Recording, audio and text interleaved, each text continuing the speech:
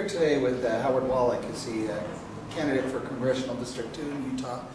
And so we're just wondering, can you tell us a little bit about yourself? Sure.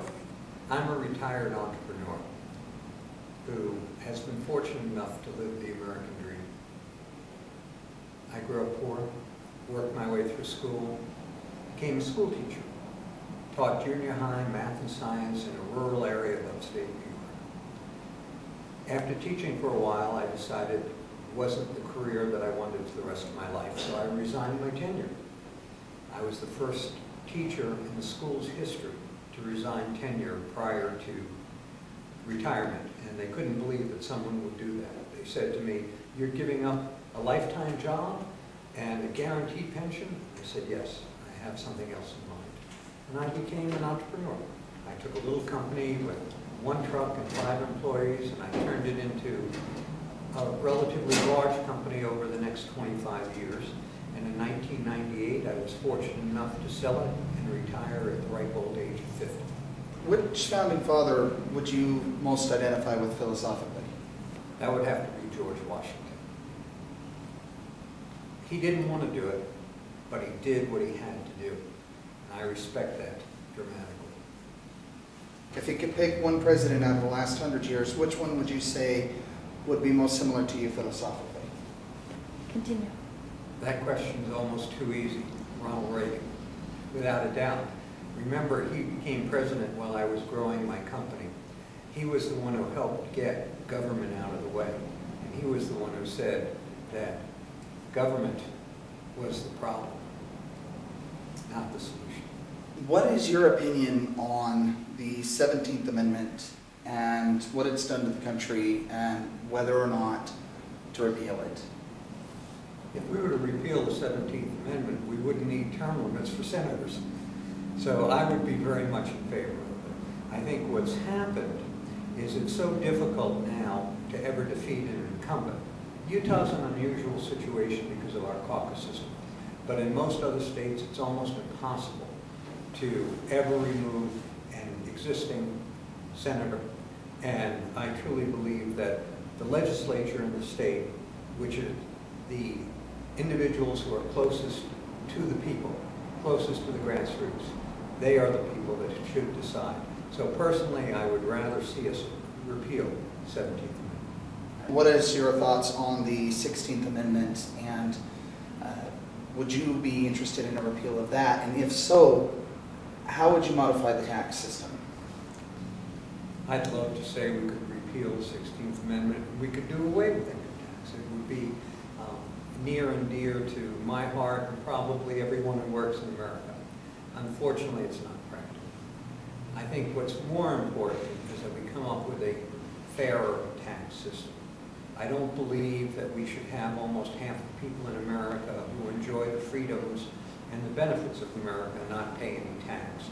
I also don't believe it's fair that companies and individuals who can afford the best accountants and attorneys that money can buy should get the benefit of that.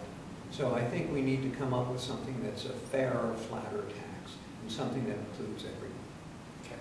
So by that, then, would you support a fair tax, or that is a consumption tax, or a flat income tax, or a fusion of the two? I prefer a flatter tax. The idea of a consumption tax frightens me because we cannot trust government not to keep raising the rates. And that has historically been the problem. We keep electing people to Congress that care more about getting reelected and doing what's right. And therefore, they want to keep giving entitlements to more and more people to stay in power. And as long as we have that type of a situation, when you go to a consumption tax, they're always likely to raise the percentages and the numbers. A fairer, flat tax is the way to go. Okay. So what would the rate be? I cannot give you off the top of my head a number. It would probably be somewhere around 10%. Oh, okay. I'm game for that. Lately, there's been a lot of controversy that has appeared in the media as Obama has tried to mandate various religious institutions provide contraception, even though those religions do not believe in contraception. I am wondering if you feel that the government has a role in forcing an institution, religious or otherwise, to provide a service that it may or may not be interested in providing.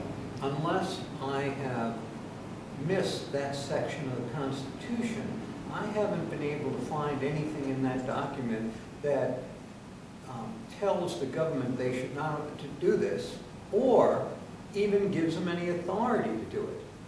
I think, again, we're dealing in a situation whereby we have people in government that have their own agenda and they're trying to put it upon the rest of the people. It goes back to the over-intrusion into our everyday lives of government, and it is not their responsibility. Exacerbation of the controversy vis-a-vis Rush Limbaugh's comments towards Sandra Flock. There's been a lot of outcry from the left, although often ignoring the comments made by Bill Maher and others about conservative women. A lot of cries about the government needing to get in and regulate talk radio have popped up again.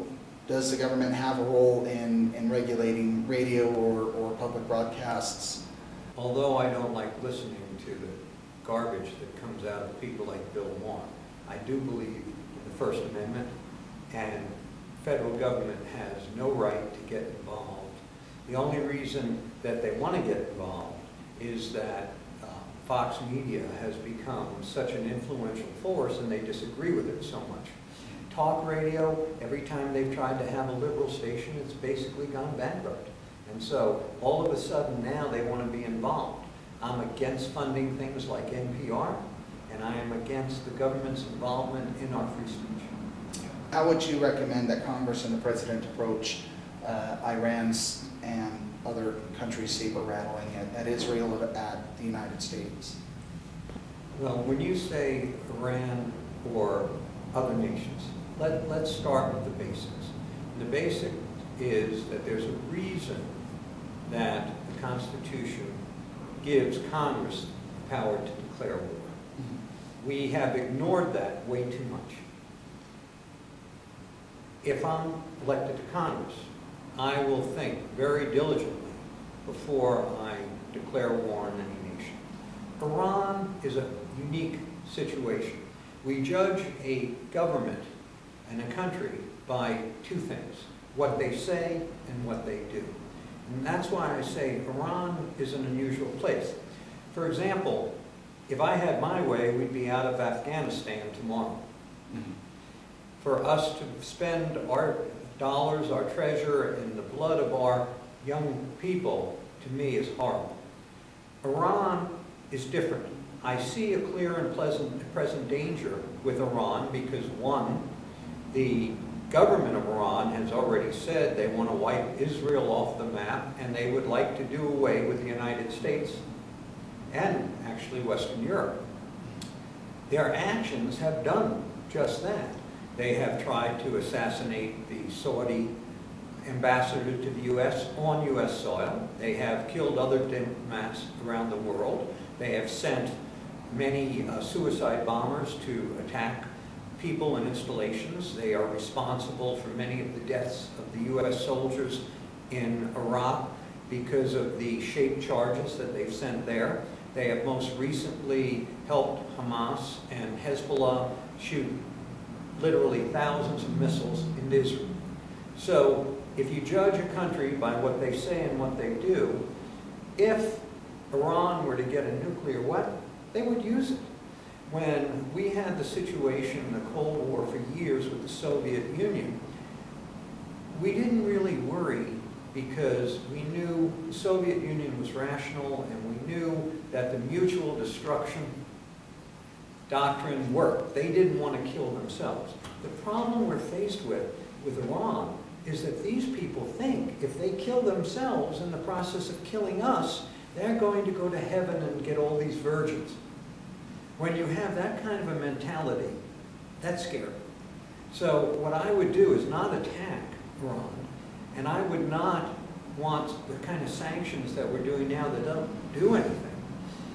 Since they threatened to close the Straits of Hormuz, what I would do is what we did to Cuba back during the missile crisis. I would put our own blockade tightly around Iran so that they couldn't get gasoline in. They have a lot of oil, but they don't have any refining capacity, and they need gasoline. We could blockade that country, keep the Straits of Hormuz open, and then we would have a sanction that would actually do something. Economically, would you describe yourself as more of a Keynesian or as more of a Friedrich von Mises? Definitely the Austrian School of Economics. Someone asked me once, how would you describe Keynesian economics? I said, it's very simple. If you're a farmer and I'm a farmer, you work for the government, I have to produce twice as much. It makes no sense, it's never worked, and so I am a free market guy, and I believe I'm an entrepreneur. I've lived it. I can tell you that it's an Austrian economics policy that works. Awesome. This weekend at the 9/12 event for Davis County, I noticed that you hit the Federal Reserve pretty hard. I'm wondering if you could go into a little bit more detail as where you're at on that issue. Are you end the Fed kind of guy? Are you an audit the Fed kind of guy? I wish you'd end the Fed, but it's not going to happen. It can't be done. Audit the Fed, yes. Make the Fed transparent, most definitely. Take away their printing press, most definitely. I don't like the idea of having this almost secret organization sending trillions of dollars to bail out European banks and governments so that we have a small cadre of leaders that stay in power. I don't like that. It's our money. You know, a lot of people don't realize that in the last 3 years, the Fed increased its balance sheet by $3 trillion. That's borrowing our money, $3 trillion. The Fed believes that they can write any check and it'll clear because they print the money, so they can do that. So if we take away their printing press, if we audit them, and if we make them transparent, it'll force them to stop devaluing the dollar. As I said at the 9/12 event, you cannot devalue yourself to prosperity. Utah's caucus system has been under fire. What are your thoughts on the caucus system? I have said this to many people.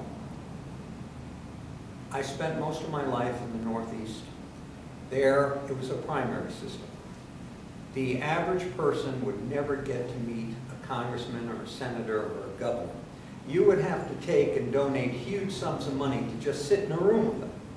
The beauty of the caucus system in Utah is anyone who wants to get involved, who goes to their caucus and becomes a state delegate, can almost count on the fact that they can have the governor or a sitting senator or a sitting congressman sit in their living room and chat with them on a one-to-one basis.